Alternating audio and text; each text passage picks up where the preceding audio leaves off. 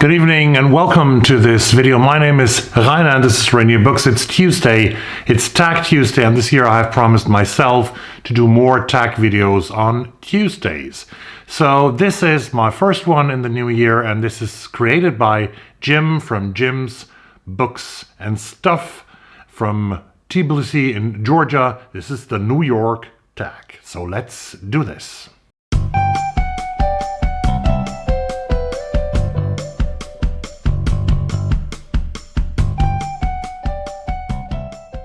The first prompt is, what is your favorite book about New York? This is a difficult question. There are lots of books that I remember that partially or totally play out in New York City.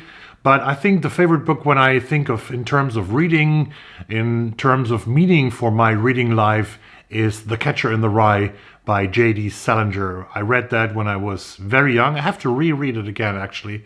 And when I wrote some notes for this tag, I promised myself to read this again. This is about a young boy, Holden Caulfield, who's actually from Pennsylvania. And he gets his grades. He gets very bad grades. I think only 1 or 2 subjects are okay. And the rest is, he's going to be relegated from school, and his parents don't know anything about it. So what he does is he runs away from home and he spends a weekend in New York, meets a lot of very interesting people, and has a lot of thoughts about life, about how phony people are, how superficial life is. He makes his first experiences in sexual relationships with a prostitute. I don't remember how that went, but this is definitely the book that sort of is coming to my mind when I deeply think about New York books. The Catcher in the Rye by J.D. Salinger, a book that actually sells 1 million copies each and every year, and with 64 million sold copies is one of the most successful books in the history of books. The second prompt, I have to look that up now on my phone here, and I'm excusing myself for the little reflection that comes from my lamp here, but I'm going to work on this. 2. New York is famous for its skyscrapers. What is the highest building you have been up? This is a beautiful and interesting question. I looked it up as well, and I remembered that 3 years ago I visited Tokyo in Japan with my daughter, and we went to the Mori Museum of Modern Arts, which is situated in Mori Tower in a part of Tokyo called Roppongi.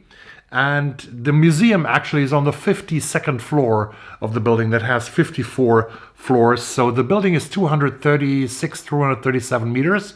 So when we actually were in that museum and saw a beautiful exhibition, we were about 230 meters above sea level, which I think is the highest building, at least, where I've been on. New York, New York, so good they named it twice. What is the last book you reread? I very, very seldom do rereads.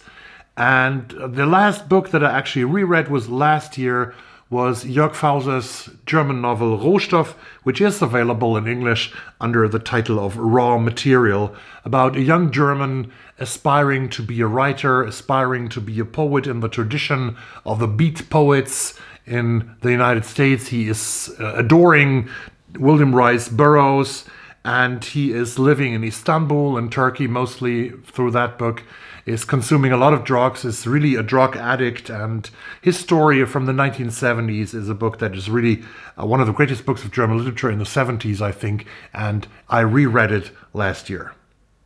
American Psycho was a disturbing novel set in New York. What is the most disturbing book you have read?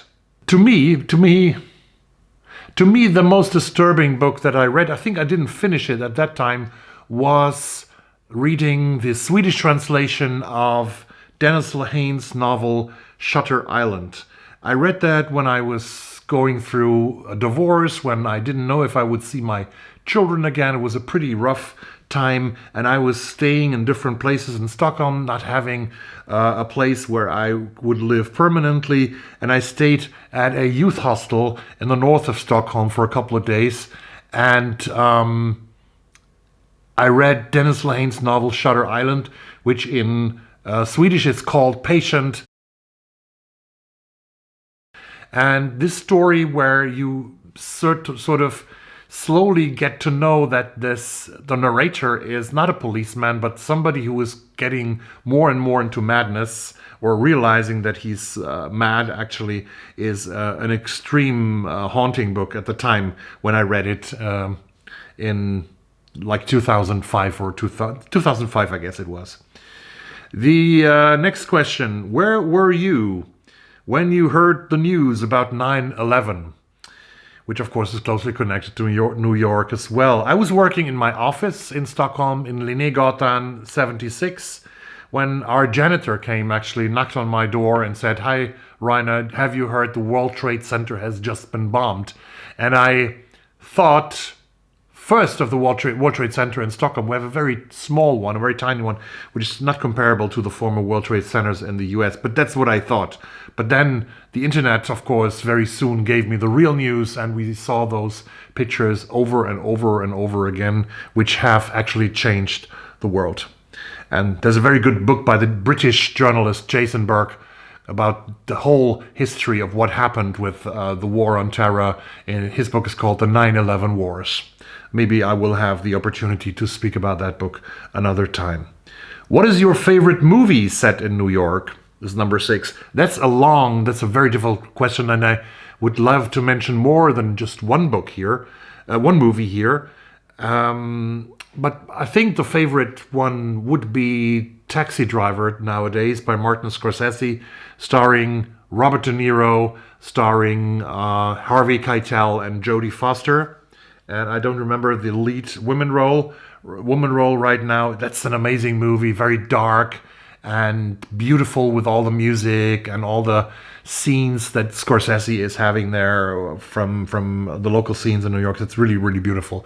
I loved Manhattan when I grew up, but nowadays, after Woody Allen has been not really a fun guy in the last 10, 15 years, when all the truth came around him, all the rumors and stuff like that he married his stepdaughter, and his fable for younger women.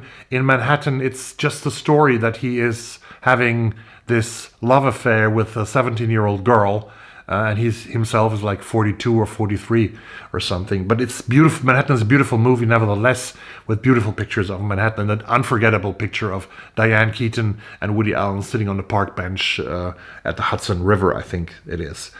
And and one more movie is a very misogynist movie, a very violent movie, but it's nevertheless also a great movie. And the music from that movie by Ennio Morricone goes like...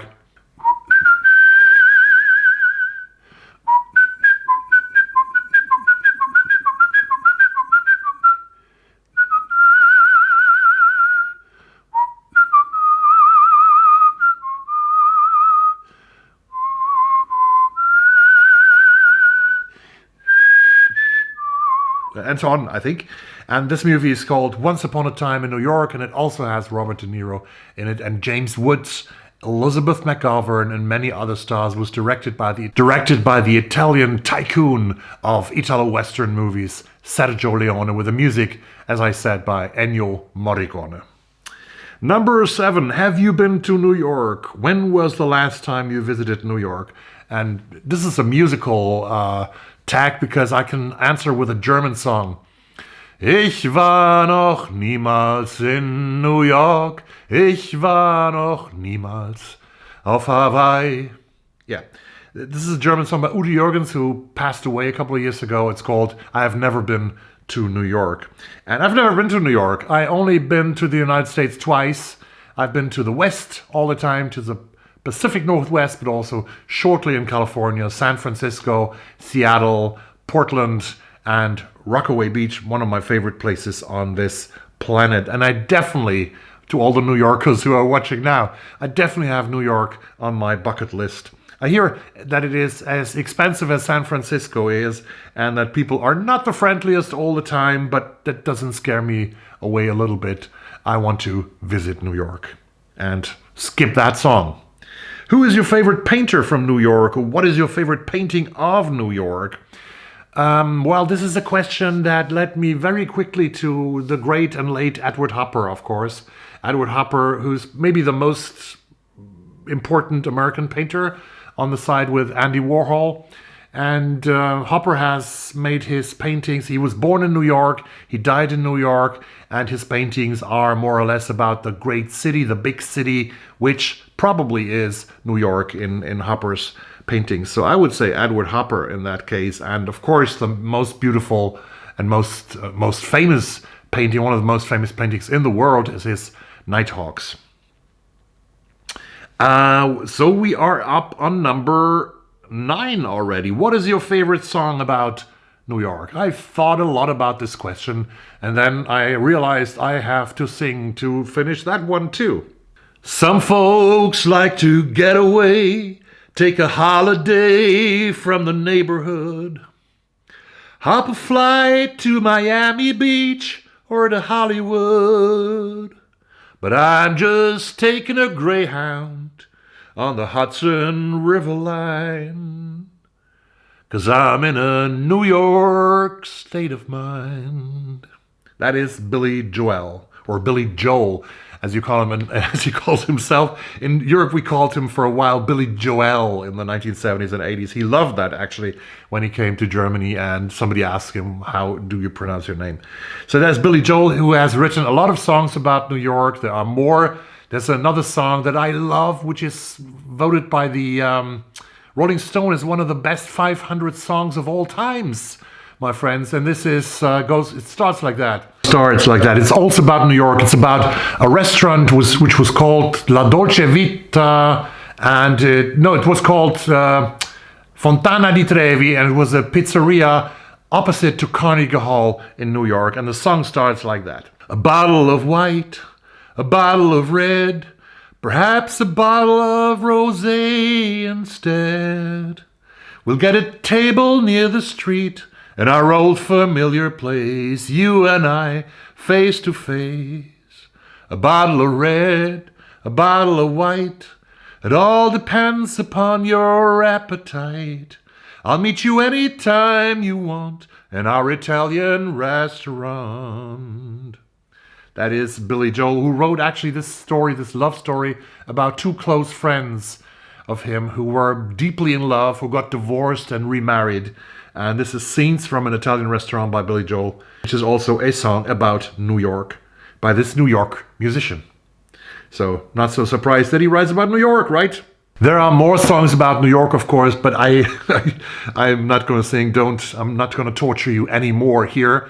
I'm just finishing by, I have to text some people. That's the last sort of task that I have here on this tag video. Tag some people. So I tag Jen at Remembered Reads, Kieran at Kieran Reader, Paula at Draw Your Book, Karen at The Roving Reader, and Flo from the Grape Jelly Library. All of you 5 are tagged. Tell me everything about New York. And this is a great new set of tag series by our wonderful friend Jim from Tbilisi in Georgia, a city that I also should visit one of these days, I guess. But now, for today, I say good night, everybody. Have a good read, and I see you soon with the reading goals for 2023. Bye!